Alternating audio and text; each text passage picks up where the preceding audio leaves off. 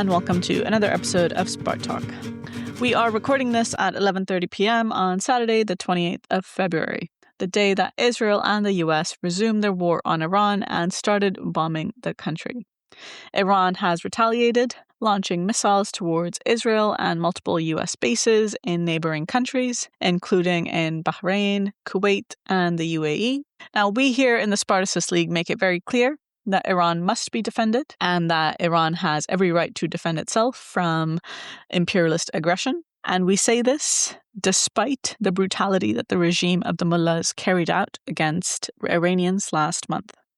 Now, the latest news, according to Israel and American news sources, is that Khamenei, the supreme leader, has been killed in a bombing of his compound earlier today. But Iran has yet to confirm this. So what we're facing now is another war in the Middle East, and this has been coming for some time. The main question we'd like to discuss today is how should socialists react to what is happening and what is the task of the hour? So to get into this question, I am joined by Comrade Perrault. Hello. Hello. So I want to open with getting your reaction on the news, yet to be confirmed, as I said, but Khamenei is dead. Many are happy because of the brutality, especially of the last, several weeks. And they're happy that a dictator is gone. And I want to ask, what is your reaction as a communist? How should socialists approach the death of, quote, dictator? My first reaction is that this is really a disaster. I want to be very clear. As a communist, I hate this figure, and I hate everything that the Iranian regime stands for. The regime in Iran massacred, thousands and thousands of leftists, going back to its inception, and just recently again butchered protesters. So obviously we hold no love for this regime. But I say it's a disaster because this really massively strengthens the position of the United States again. I think, the U.S. was able to overthrow two of its main enemies that kind of stood up to it for decades. Maduro in Venezuela and now Khamenei in Iran. In both cases, we're able to take them out in a single day. I think this sends a really chilling message to oppressed around the world and to everybody kind of trying to resist U.S. imperialism today. Okay. I want to push on that a little bit more because I appreciate you putting this in the context of Venezuela and Maduro, which seems like it was a lifetime ago. But I want to push back and ask you to develop a little bit about why exactly Iran must still be defended. Yeah. I think to answer that question, we have to look at what the U.S. wants to do really, and what does Israel want to do here. Like, it's obviously not about bringing democracy to the Iranian people. They want to have their domination of the region unchallenged. Israel cannot live with any counterweight in the region, and so their efforts to destroy the Iranian regime is really to kind of have a unchallenged domination of this whole region. The fall of the regime is not going to bring progress, for anybody. I think the best example is to look at what happened in Libya. They took out Gaddafi, and it's been an absolute disaster and living hell in Libya ever since. Or if you look at Iraq, it's how did the Americans bring down Saddam Hussein help anything for the Iraqi people? So I think if the Americans and Israelis are able to really break the Iranian regime, it's going to either mean a puppet regime installed in Iran, or some kind of civil war situation, or just a continued, dictatorship of the regime, but under just worse social conditions. What they want is to bring down all of Iranian society and have no counterweight. That's the point. Mm-hmm. So what should revolutionaries be fighting for in this situation? Well, I think the immediate thing is to oppose this attack by the United States and Israel. Mm-hmm. So in the West, I think it's really important to actively oppose the governments of the West that are supporting this attack. And I think even in Iran, I think that's the immediate task as well, is to defend the country against foreign aggression. Yeah, I think that's much easier said if you're in the West, for instance. But I imagine that if we were to motivate, defend Iran after they've just massacred over 10,000 people, that would probably be a difficult argument for a socialist to make on the ground. How would you deal with that challenge? Listen, I'm not in Iran, obviously, but But listen, like what's happening? Like bombs are being thrown on people's houses, like they just killed a bunch of girls, like I don't think it's so difficult to make the point in Iran at this point that the country needs to be defended against the United States. I'm sure that that's probably the dominant sentiment in the country, because even if you don't like the regime, like that doesn't mean that you agree that the U.S. is just going to start bombing your city. Mm-hmm. So I think it kind of makes sense to lean into that sentiment. Yeah, I think that's probably fair. That no matter people don't want their country being bombed. Again, we're far and distant from Iranian people, but sure, I think I will accept that on face value. But I think one of the trends that comes out of it, and this is from my observations in terms of what little I follow on social media in the Iranian left, is a tendency to equate the bad regime with the bad imperialists, with the bad Zionists, and just say, stop the war. Everybody's bad. Stop killing everybody. Stop the war. What would you say is your take on that? I can understand why like these sentiments of like we just want peace are strong, like I think internationally, like I'm sure a lot of working class people that they feel this, like we should just stop with all these wars. But there's a big difference between wanting that as an idea and then what the actual reality is. Now, right now there is a war, and just wishing it to end won't make it end. And I think as a socialist, as a conscious working class fighter, you have to understand, like, you have to take a side in this conflict, and if you understand that the United States is really not only attacking Iran, but attacking Venezuela, attacking Cuba, threatening China, is really like on a global offensive and attacking working class people in the United States too, you understand that it's not the same thing, the United States empire and Iran. For the United States, it's not just about like attacking the Iranian people. It's about the whole region, degrading the conditions of the whole region. Yeah, I think that's a fair point to really see which force is causing the devastation, not just the country, but the whole region. And to that effect, I want to quote something that we wrote, not in the current statement that we put out today, but in the previous one. This is called Iran Still Needs to Be Defended. We put this out, I think, a week ago now.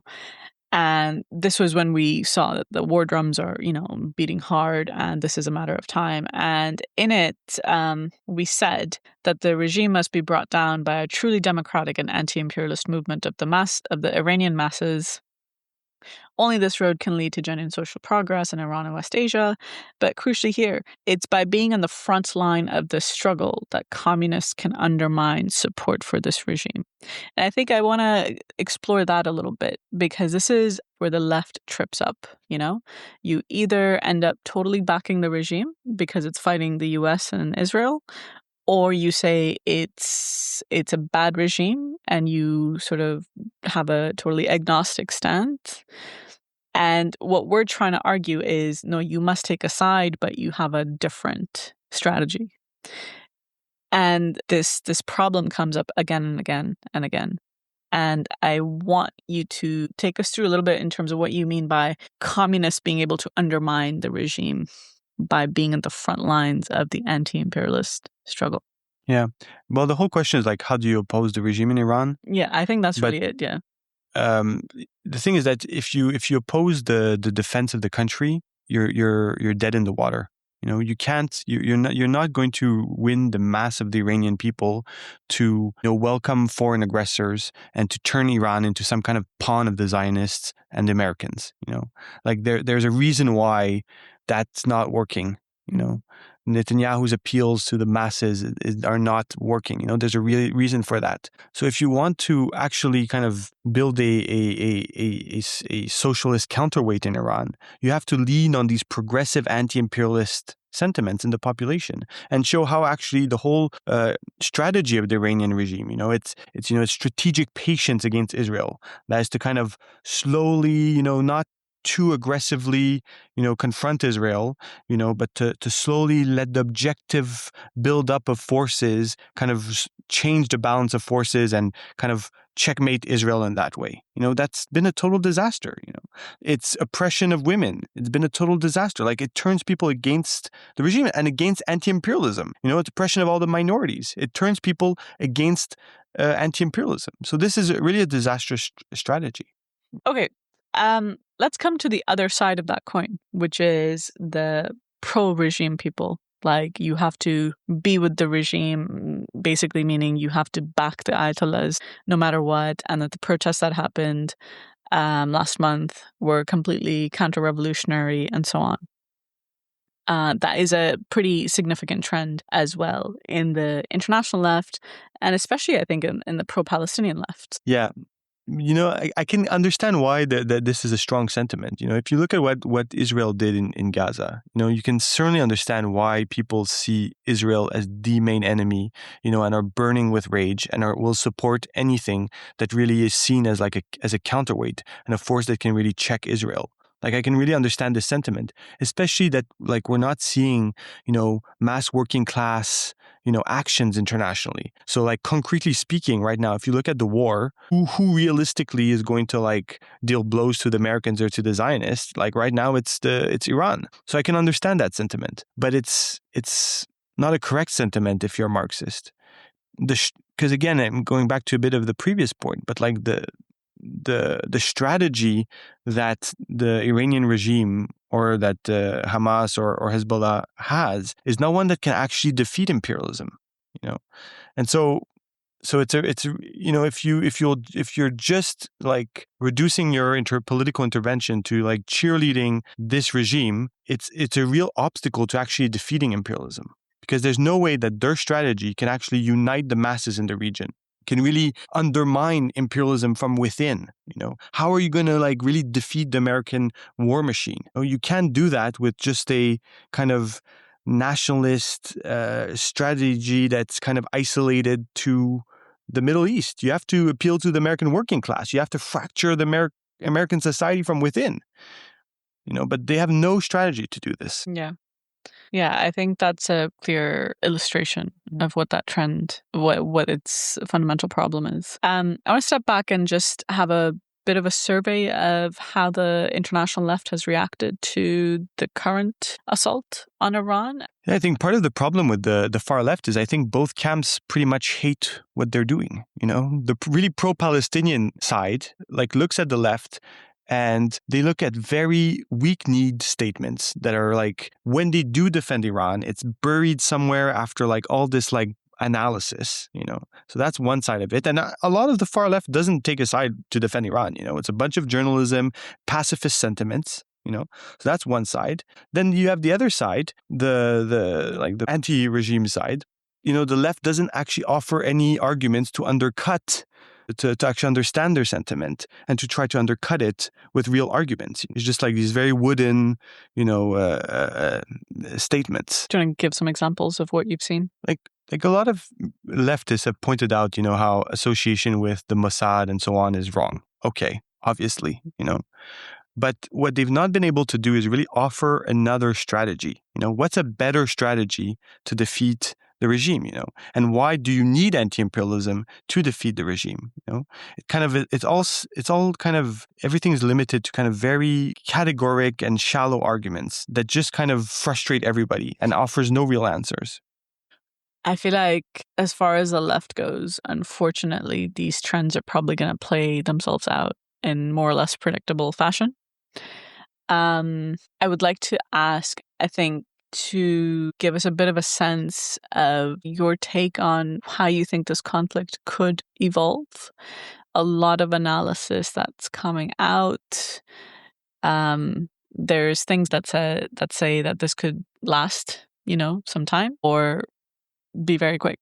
So for me, there's a deep sort of uncertainty about this and a lack of clarity that I feel as a leftist, like, where do we go from here? Listen, I don't know how this is going to play out. I think it's really hard to tell.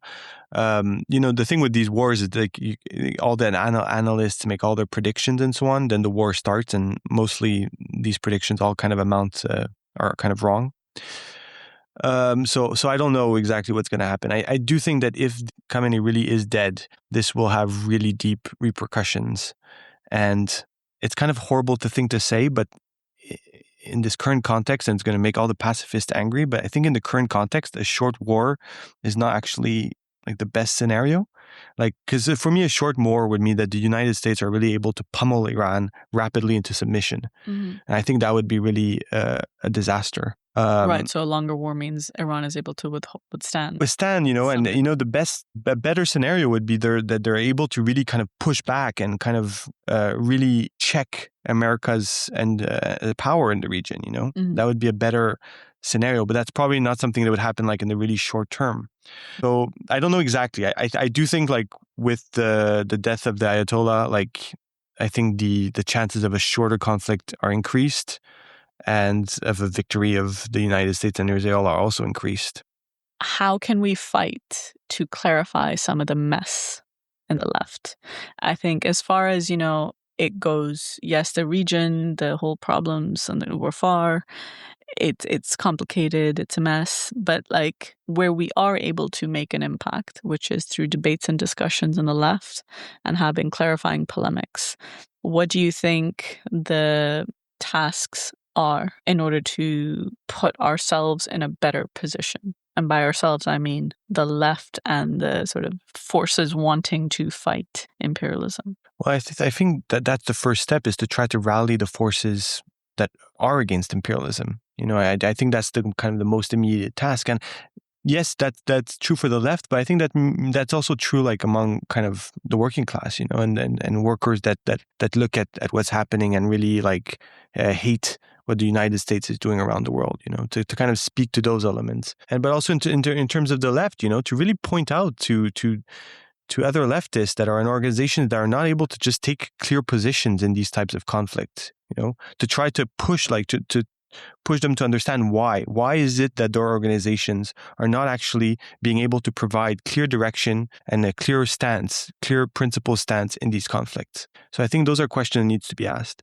I think another thing is that for most of the left, they think that the world situation is defined by inter-imperialist rivalries, by a conflict between China and the United States. That's the main thing, and that China is a rising superpower equal to the United States or almost equal to the United States, But like if you look at days like today, like this is so wrong. It's so clearly wrong. Like what's the main force creating chaos and war around the world? So if this can be an occasion for leftists to wake up and to see that like, oh no, it is the United States that we need to oppose, like that would be a pretty good thing. No, for sure. This is a point that we come back to time and time again, about that it's really US imperialism that's creating all this chaos around the world and not China or Russia. Okay, look, I think things are still evolving. Let's see what happens when we wake up tomorrow. Is there anything you want to say before we wrap up? Yes, I think it's something that we've kind of said before on this podcast, but like the situation in the world is really not going in the right direction. And I think this is days like today that really point to the need for communists to steel themselves, to get ready for what's to come, and steel themselves like personally, but also politically, to understand that like we have to really be firm in what we fight for, and really try to inject some backbone into the left. So I'd like to finish with that. Inject some backbone into the left. All right. On that cheerful note. But no, on a serious note, I think that is definitely needed. Look, we're out here midnight doing this discussion, and today was a crazy day in terms of just trying to deal with the number of things coming up. And yeah, the forces of the left are not in a great position. So yeah, I appreciate you ending on that note. Hopefully we can pick up on that theme some other time on the show. We will be back with other updates on this question depending on how things evolve. Do keep looking out for us at our website, www.iclfi.org.